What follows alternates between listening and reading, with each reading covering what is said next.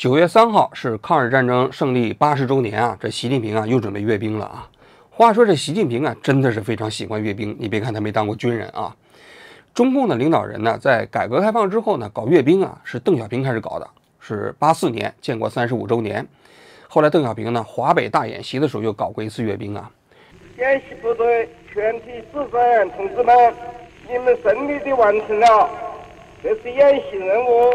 但这之后呢，就形成了一个规矩，就是阅兵啊，只在国庆节、逢时大庆的时候呢，天安门广场搞阅兵，其他时间都不搞啊，否则让人感觉中共穷兵黩武嘛。所以你看，江泽民、胡锦涛都是在10年任期之内各搞了一次阅兵啊。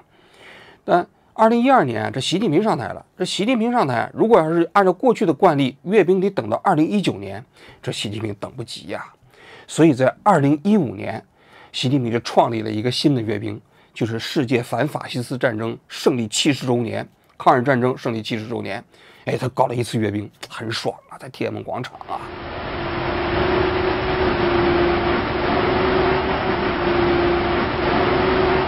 主席同志，受阅部队准备完毕，请您检阅。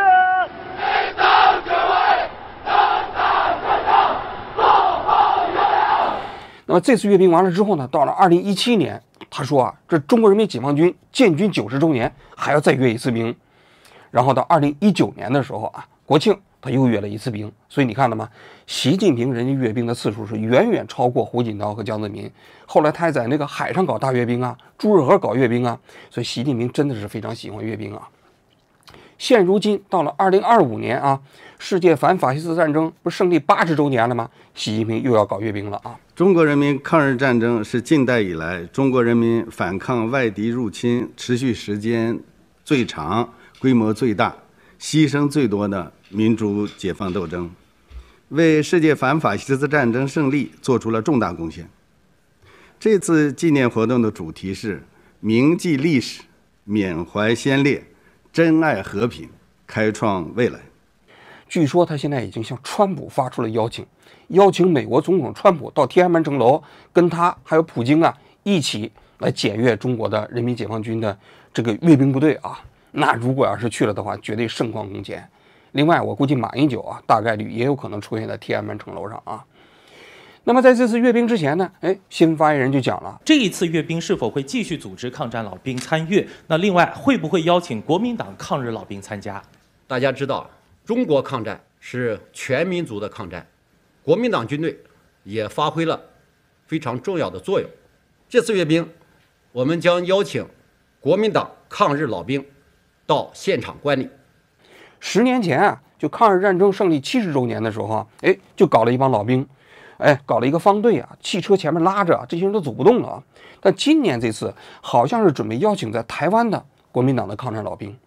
这消息传到了台湾，传到了中华民国，那顾立雄中华民国的国防部长就不干了啊。抗战是中华民国所率领来打赢这一场抗战的胜利，不是由中华人民共和国，我想这个是毋庸置疑的。中国一贯的用这种统战的伎俩来分化我们社会的团结。我们当然认为我们相关的这些退役的老兵要警惕国人呢，或者是这个退役的这些官兵们呢，都不要受其诱惑。他说抗日战争都是我们中华民国搞的，跟你们中华人民共和国有什么关系啊？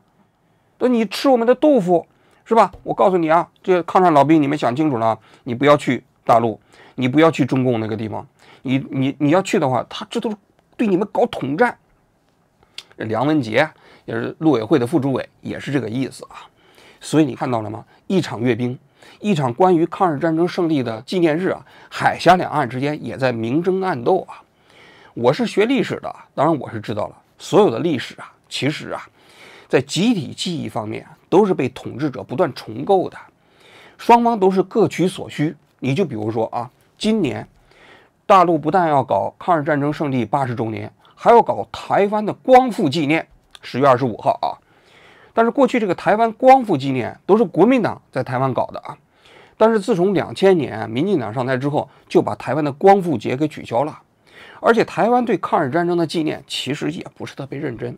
马英九在任上的时候搞过一次，也是纪念抗日战争胜利70周年，也包括台湾光复70周年啊。那马英九当时搞的时候啊，主要是证明中华民国占领台湾的合法性。大家有兴趣可以把他那个讲话稿啊找来听一下啊，就是说台湾的抗战比大陆抗战还早42年。那言下之意啊，就是台湾同胞跟大陆的同胞一起来抗战，实际上也是为我所用啊。而大陆搞反法西斯战争呢，其实啊更重要的还是继承了中华民国的法统，那就是当年中华民国抗战嘛，那这个东西不分国共两党啊。那现如今我现在是继承了中华民国的这个法统了，所以我纪念抗日战争胜利没毛病。当然了，中共啊在讲抗日战争的时候，过去也一直讲啊，中共在抗日战争过程中间是中流砥柱，而国民党呢，国民党的正面战场就是消极抗战，他不好好打。而国民党对共产党怎么说呢？说共产党啊，在抗日战争期间呢，是有耳不击，根本不打日本鬼子，他基本上就是放手在搞根据地、扩充地盘。这不是有一个典型的说法吗？说共产党啊，说7分发展，2分应付，还有1分是抗战。所以你可以看到了吗？双方围绕着抗日战争过程中间，到底谁是主导的，谁到底是真正的抗战呢？海峡两岸之间呢，也一直互相之间在轰击啊。那么今天啊，在这个9月3号阅兵之前啊，我呢就来梳理一下，在抗日战争期间，这老毛领导的共产党啊，到底有没有抗战呢？到底是不是有耳不击啊？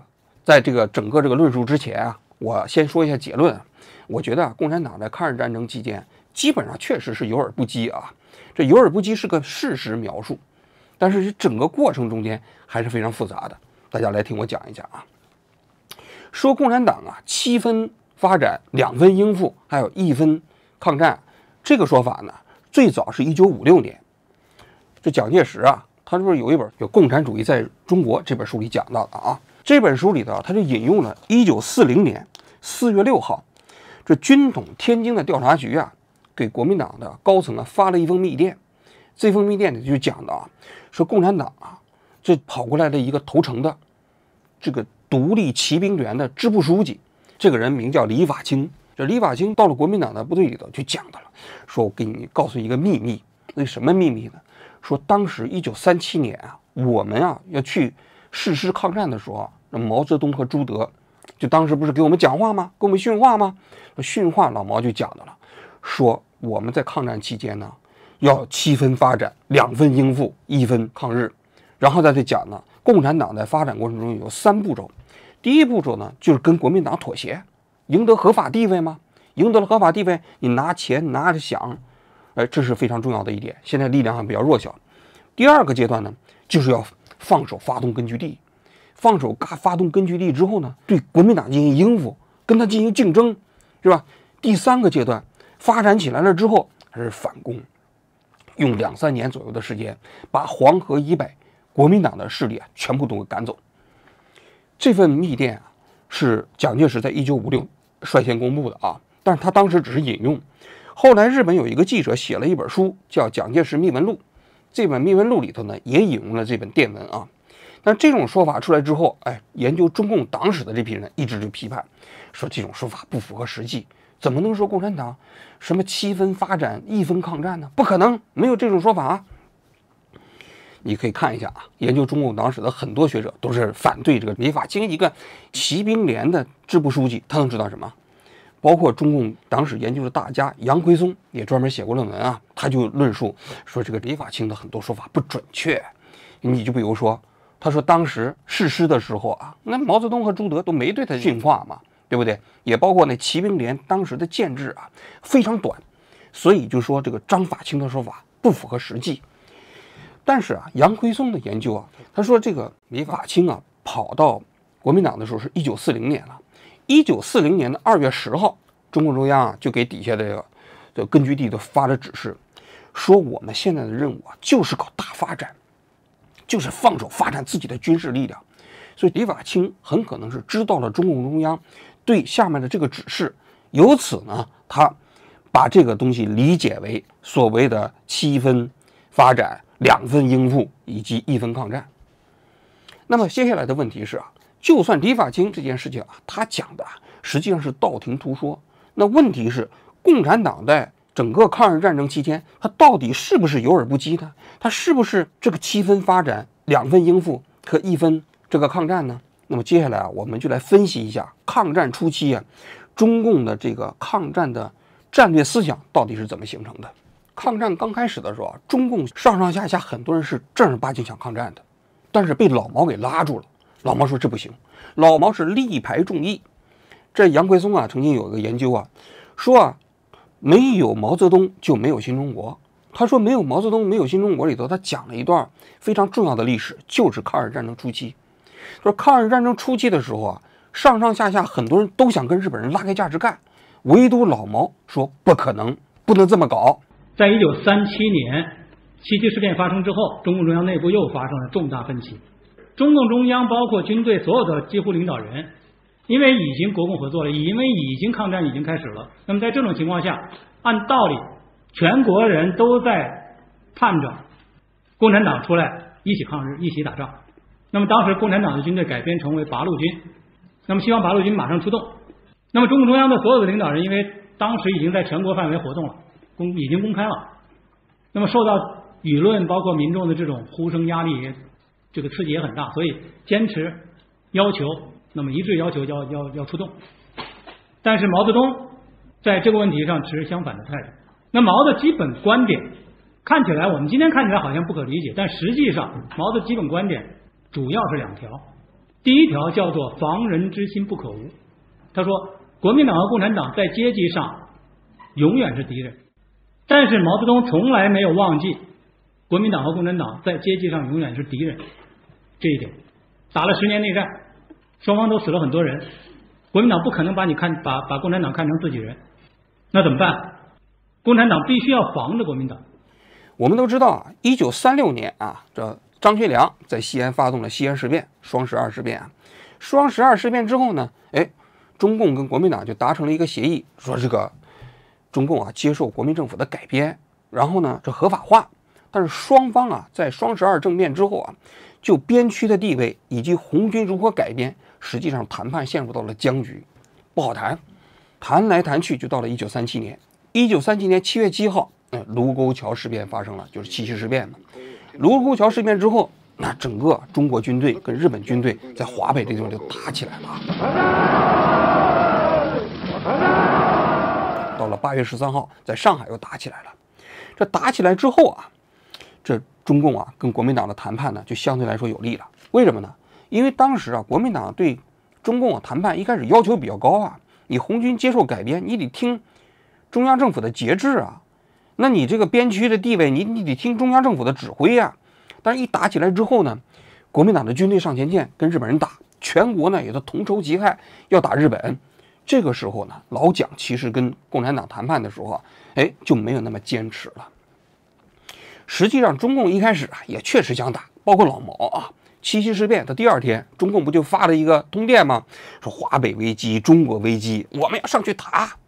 而且一开始啊，那通电都在讲，说这抗战不是你国民党政府一个政府的事情，你得发动全民抗战。言下之意就是我们共产党还在呢，我们在陕北啊，我们也要去打日本呢，你赶紧让我们打呀。他说让我们赶紧打，言下之意你就赶紧给我们红军编制，给我们改编，给我们钱，给我们枪，给我们服装。结果这个时候呢，蒋介石不是在庐山发表了抗战吗？那全中国是吧，各种力量连在一起要发动抗战。结果就在这个时候啊，7月14号的时候，老毛呢当时啊实际上还是比较激进的，他只是以模模糊糊有一个战略，说我们跟日本人打呢也不能跟他硬干，就跑到敌人后边去打游击战。但是这个战略它是模模糊糊的，但紧接着情况就发生变化了。大家都知道平津这个地方是宋哲元率领29军跟日军打呀，宋哲元的29军10几万人呐，结果这10几万人跟日军打的时候啊，一下子就崩了。后来大家都知道佟麟阁啊、赵登禹啊，这都殉国了。然后呢，宋哲元当时呢，这个也土崩瓦解29军，这把老毛吓坏了。老毛一开始没有想到日军有这么厉害啊，所以当时啊，一开始的时候，那整个红军的想法就是在国民党没有对他们进行改编之前，就把红军送到前线去，边走边改编，边改编然后边上前线，要跟日军拉开架势打。结果到了7月27号，老毛觉得不对了，说不能这么搞，这么搞这红军上去就不对了，他就给那个当时红军指挥部就发电跟朱德他们，他说你们慢点走，你们每天就走50里，然后呢每3天休息1天，别走太快。言下之意，他就看10几万军队跟着日军打来打去，眼看都没占优势。后来那不是整个宋哲元的29军基本都报销了，可把老毛吓坏了。所以老毛啊，在8月1号这一天，就给周恩来、朱德他们发了一封电报。这封电报呢，就讲了红军在前线作战的2个重要的原则。说第一，红军要坚持自己独立的指挥权；第二，要分散打游击，不能打阵地战啊！打阵地战的话，言下之意就报销了嘛。他说我们呢，只能派1/3的军队去，剩下2/3还得留下来。这是非常重要的2个原则。他为什么给周恩来发这个电报呢？因为周恩来当时代表中共在南京跟国民党谈判呢，谈判红军怎么改编呢？所以就让周恩来跟蒋介石讲，红军就是这个原则。而且当时他还给周恩来发电报，说什么意思呢？他说红军呢宣传抗战跟实际抗战之间，这个你要分清楚，这是2回事儿。宣传抗战可以大张旗鼓，实际抗战咱要分轻重缓急。言下之意就是说，宣传抗战的时候我们把调门拉高，但实际抗战的时候我们见机行事，赚钱的就干，不赚钱的不能干。但是这个电报发到前线去啊，当时啊八路军的总部啊在西安旁边的云阳镇。云阳镇的这个地方有朱德，有彭德怀，然后有林伯渠、任弼时这些人，然后周恩来呢是在南京。那么这些前方的军事将领啊，对老毛实际上是不以为然的，说这个时候啊，国难当头啊，日本人已经踏破华北的铁骑了，你这想什么呢？还让我们一天走50里，然后呢，这还50里之后还要休息一下，这个分散打游击，跟日本人不好好打，这不行。所以呢，周恩来也包括朱德、彭德怀他们商量完之后呢，就给老毛回了一封电报。这封电报就认为说你这个想法不妥当。为什么不妥当呢？他说我们建议此时此刻还是尽快应该派军队到前方去打，因为这国难当头啊，全国人民都看着呢。你共产党喊抗日，你喊了多少年了？现在机会来了，就看你抗不抗日啊！而且呢，就是应该尽快到前线去跟敌人拉开架势打，而且也不应该以游击战为主。就算是不能打阵地战，咱们也应该打运动战，也要独当一面。这个电报发回去之后，老毛就急了，说这帮军事将领啊，不听指挥。于是在8月9号这一天，他在延安搞了一次政治局常委会啊。政治局常委会呢，当时就是讲平津陷落之后我党的形势和任务。在这个形势和任务的报告里啊，他跟洛甫啊就反复讲，他说这不能这么打。可你看到了吗？29军都报销了，是吧？我们要这么打的话，我们红军一共就3、4万人，那还经打吗？所以他就确立了一定要打游击战，一定要打分散的游击战，而且要坚持自己的独立的指挥系统。但是当时8月9号啊，因为主要的干部都在前方呢，周恩来他们都在南京啊，朱德他们都在八路军的总部啊，所以延安实际没有多少人。这个时候呢，前方的人呢对老毛的这种做法呢也不认可，所以就不停的给他发电报说不行，我们就是要打。老毛就急了，所以8月18号这一天，老毛就跟周恩来啊、给朱德他们发电报，说你们赶紧回来，咱们在洛川要召开一次重要的会议，统一思想。为什么呢？因为在这个时候啊，红军马上就要开拔了。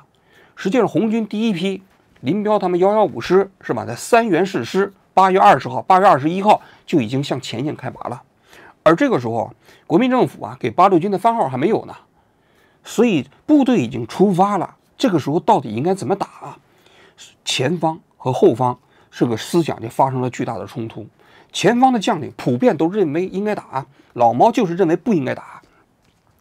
所以在1937年的8月22号啊，就在陕西洛川这个地方的村子里啊，中共中央就召开了一次非常重要的会议。这次会议史称洛川会议。这洛川会议啊，参加的人数呢，主要是中共中央政治局的成员。再加上强方的将领，大概20多个人啊，林彪啊、聂荣臻呐、朱德、彭德怀啊、任弼时啊这些人，再加上中共中央的这个毛泽东啊、周恩来啊，也包括当时还是中央政治局的委员张国焘。张国焘大家都知道啊，是红四方面军的这领导人。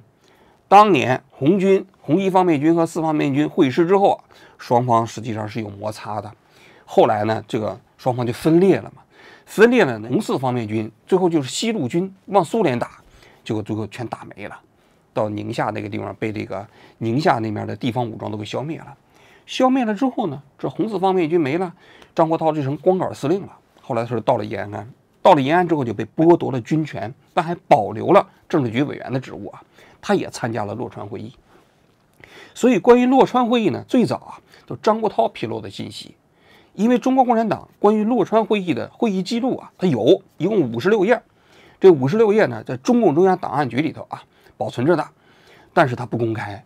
这几十年来，它到现在也没有公开啊。这张国焘后来大家都知道，不是投奔了蒋介石吗？然后国共内战失败之后呢，就跑到国外去了。老年的时候在加拿大，他写了一本回忆录，叫《我的回忆》。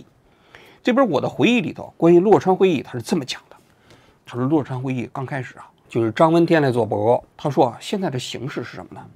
现在中日战争打起来了，对我们来说是一个好机会，但是我们别忘了我们的目标。我们的目标是什么？我们的目标有2个：第一，让日本人失败；第二，让国民党失败。他说，只有这2个政权全失败了，我们共产党才赢了。所以他就叫失败主义战略。言下之意啊，如果要是日本人失败了，国民政府赢了，那你共产党也什么得不到嘛？或者说日本人赢了，国民党失败了，共产党可能也日子不好过。所以一定要想方设法让他们双方全都失败，这就叫双失败的战略啊。这个战略是不是有点骇人听闻呢？让张国焘当时就讲了，他说这个说法当时提出来之后啊，老毛是完全赞成。老毛就说了，他说现在有些人呢就想到前方当什么抗日英雄，你们小心一点。你可以看看那宋哲元的军队都报销了，那这10几万大军你打得赢吗？中日战争是不太可能获得幸运的胜利，你要做好长期的打算。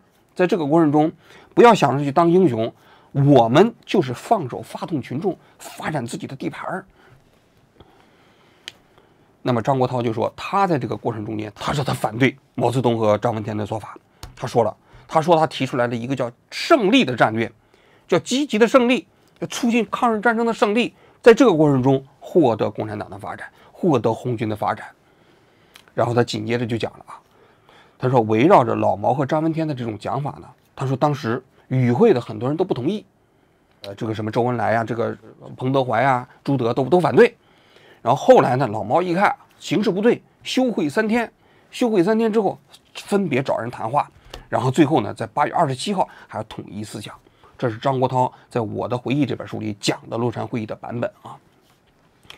但是后来呢，这中共中央档案馆啊，虽然说没有公布这56页的会议记录啊，但是呢，实际上一些与会当事人，共产党都是编他们的文集啊。比如说毛泽东有毛泽东的年谱，周恩来有周恩来的传记和年谱，朱德、张闻天全都有文集，也包括中共啊也编了一个抗日战争的文件选编。这些文件选编里头啊，陆陆续续公布了这些人在洛川会议中间的一些重要的发言。那么这些发言呢，其实差别挺大的。首先有一个非常重要的一点，就张国焘其实在第一轮发言中间是高度赞成毛泽东他们这个说法的，这个其实符合实际。因为张国焘当时到了延安已经靠边站了，他哪有资格站起来反对毛泽东和张闻天啊？他就附和还来不及呢啊！但是这些文件里头披露了哪些人反对毛泽东呢？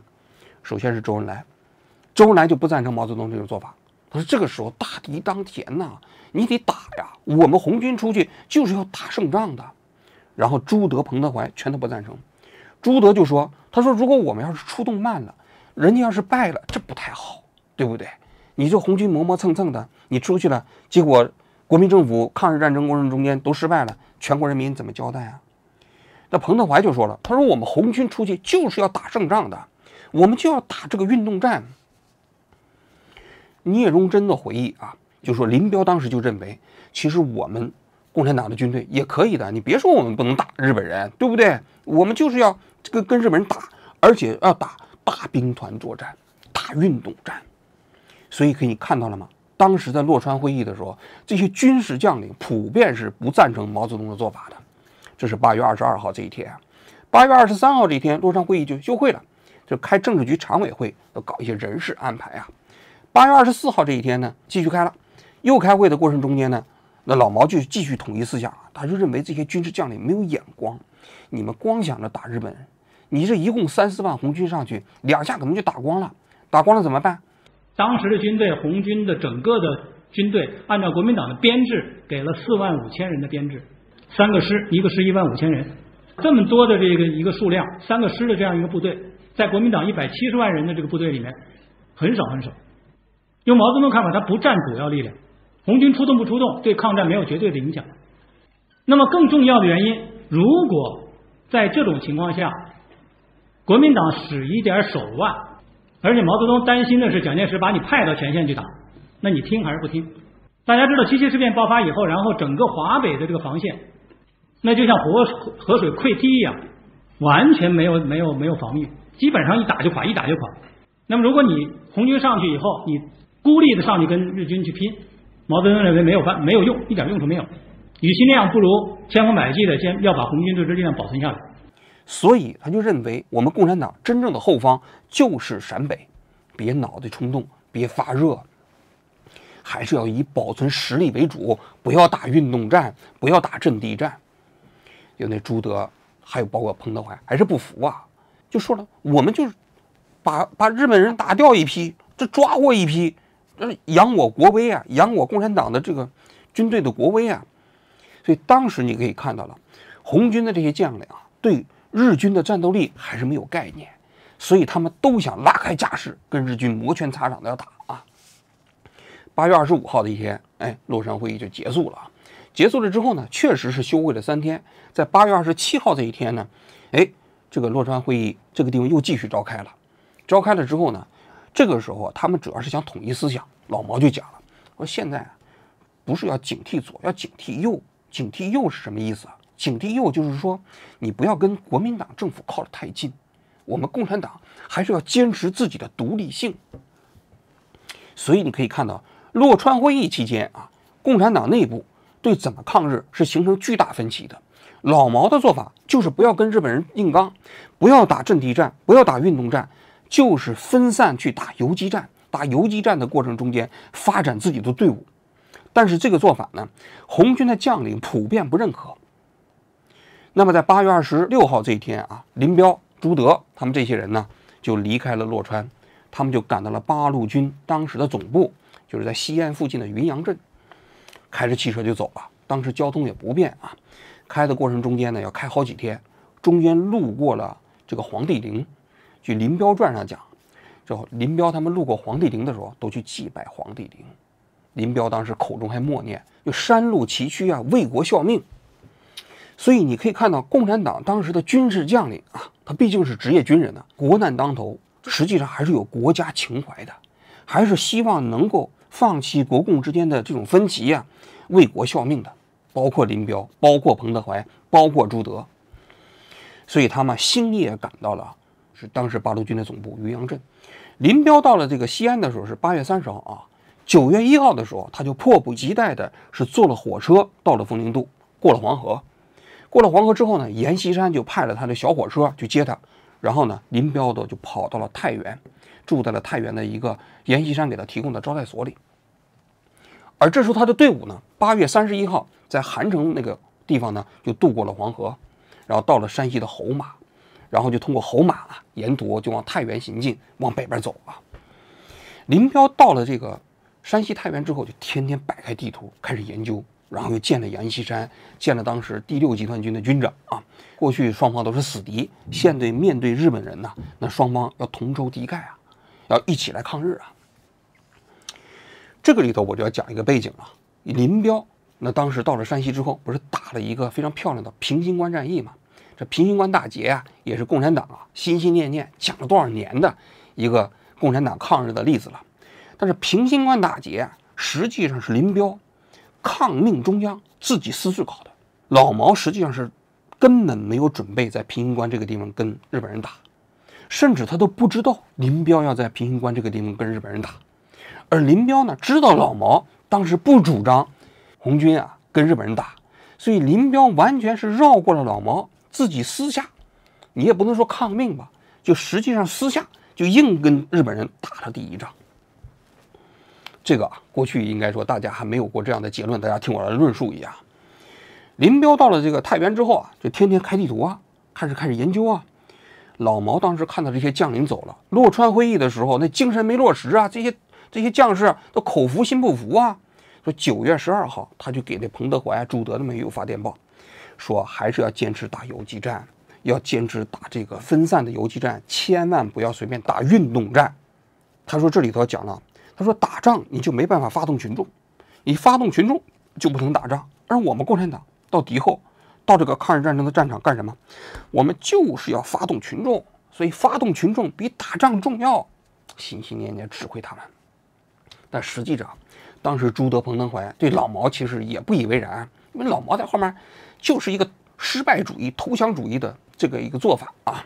说林彪当时在9月14号的时候，就给八路军的总部，给朱德、彭德怀他们发了一封电报，说他准备啊要集中1个多旅的军队啊，在未来一段时期跟日军打一仗，见机行动，就给这个八路军总部发电报。这里头你可以看到啊，林彪当时这个电报没有给毛泽东发，只给八路军的总部，就朱德他们发的啊。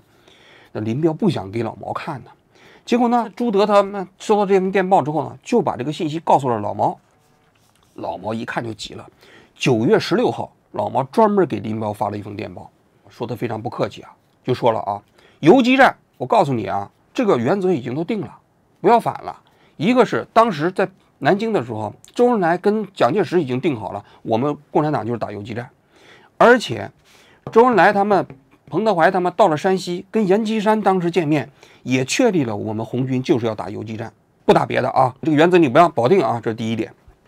第二点，你林彪你到了前线以后，你不是跟友军搞了很多协调吗？建了第6集团军呢，你怎么跟他们协调的？你给你报上来，你别自己搞。而且你今后有什么跟友军协调的信息，你要及时汇报，你别自作主张。而且第3条说的就更不客气了，115师现在在什么地方？老毛不放心林彪，就认为林彪啊，你好像你想抢功，你想自作主张在前方打仗。林彪当时就给老毛回了一封信，他说我们这1个多旅就是不解散，实际上是把老毛给驳回去了。9月17号，这个林彪还专门给老毛发了一封电报，说我们现在坚持要打运动战，理由几个。他说第一，现在整个战局啊，双方都在运动中，日军要打到山西来了，国军现在也要跟他拉开架势打，这个时候是个时机。第二，全中国人民都在看着我们红军现在出来之后，你那时候能不打？你不打你说不过去啊，你只有打了，建立起威信了，咱们才谈别的。其实是明确的否定老毛的。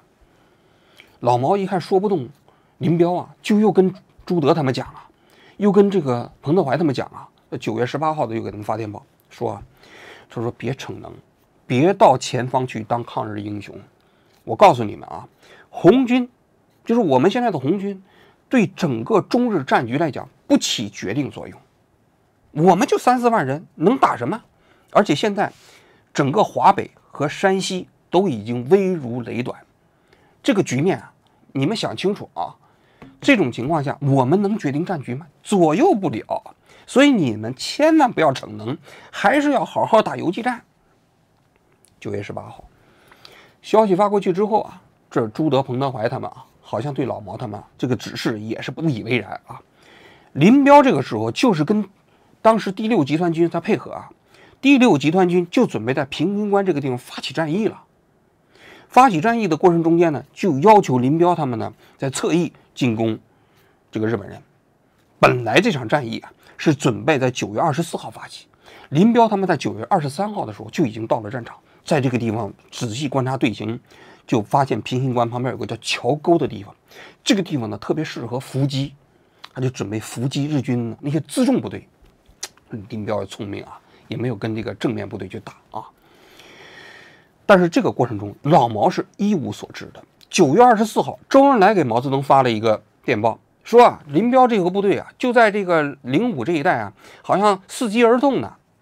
老毛根本不知道林彪要在平型关这地方打一仗，林彪在这个过程中间也不给老毛发电报了啊。一直到9月25号这一天，大家都知道林彪在平型关这地方打了日军的辎重部队。侧面的这个山沟里，一开始其实没有日本人，后来出现了日本人，出现了什么日本人呢？日军把部队运到前面去的汽车队，2个中队的汽车队退回去，把伤员带出去，然后呢要到后方去运弹药，用驴车、马车，然后用一些朝鲜人、用一些民工把他们赶过来。这个被林彪部队逮着了，基本上没有太多抵抗力。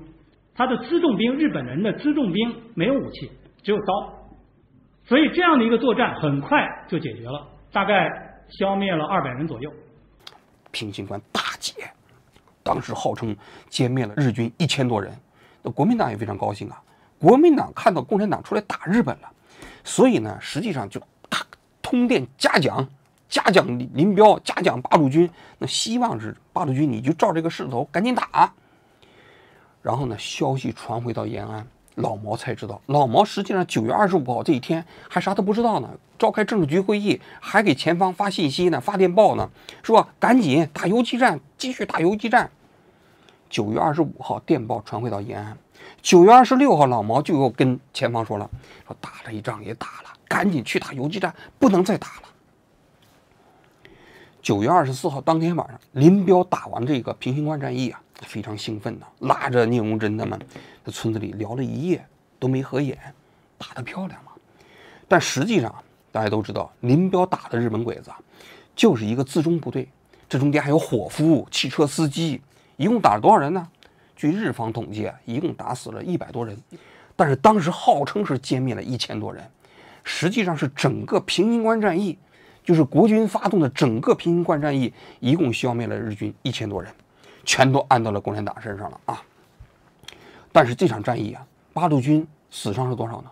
死伤是600人，这是八路军自己的战史上公布的，所以战损比实际上是比日军还要高啊。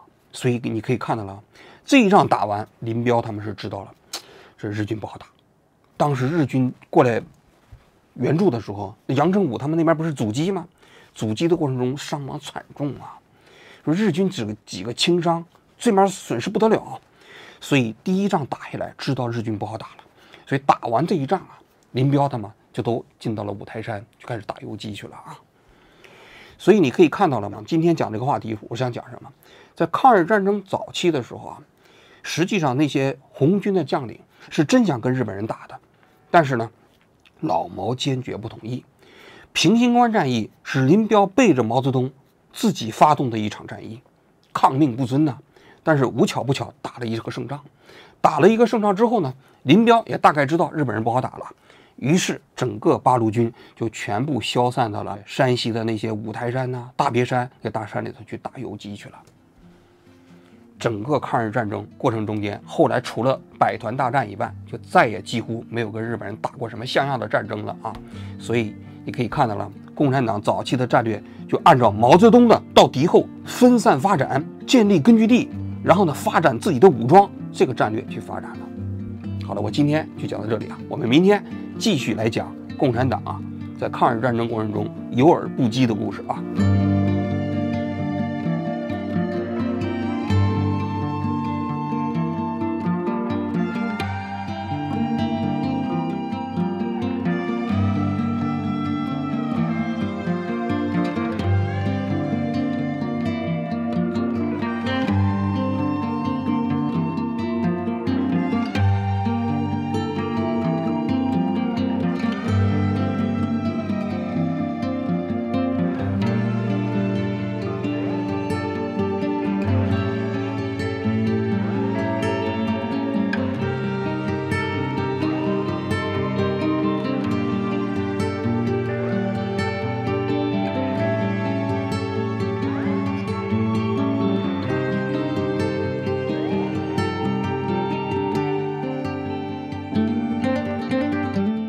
侧面的这个山沟里，一开始其实没有日本人，后来出现了日本人，出现了什么日本人呢？日军把部队运到前面去的汽车队，2个中队的汽车队退回去，把伤员带出去，然后呢要到后方去运弹药，用一些朝鲜人，用一些民工把他们赶过来，这个被林彪部队逮着了，基本上没有太多抵抗力。